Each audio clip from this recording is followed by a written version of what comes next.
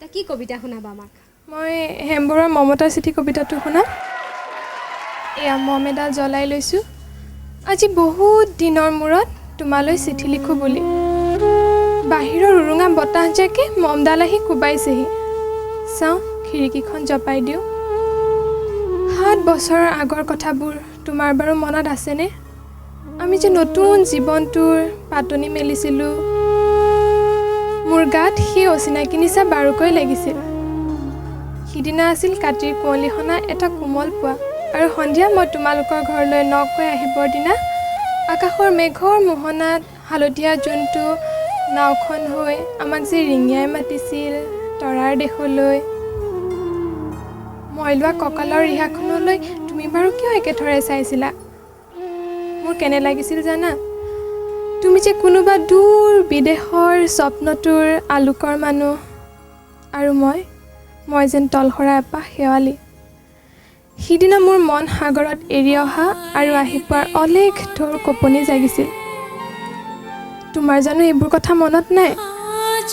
আমাৰ দেউতাই যে চিঠিত লিখিছিল, আই তই নতুন ঘৰখনত হাঁহি মাতি থাকিবি। এইবোৰ 7 বছৰৰ আগৰ কথা। মোৰ যে সকলোবোৰ পুৰাণৰ সাধু যেনে লাগে। জেঠমহীয়া দেউতাৰ বছৰেকীয়া হৈ গ'ল।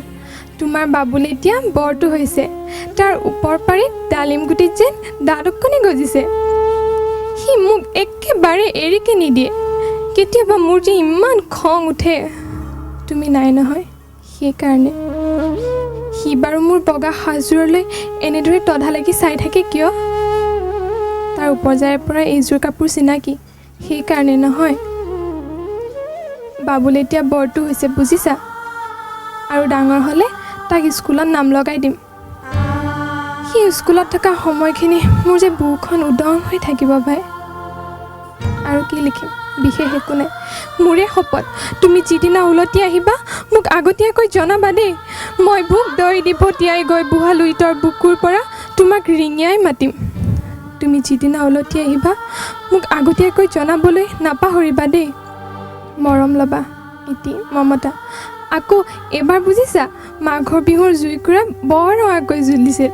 আমাৰ আইতাৰ কলি ছাগলীজনী 2টা পোৱালি জগিছে, এটা সুত বগা আনটো পখৰা।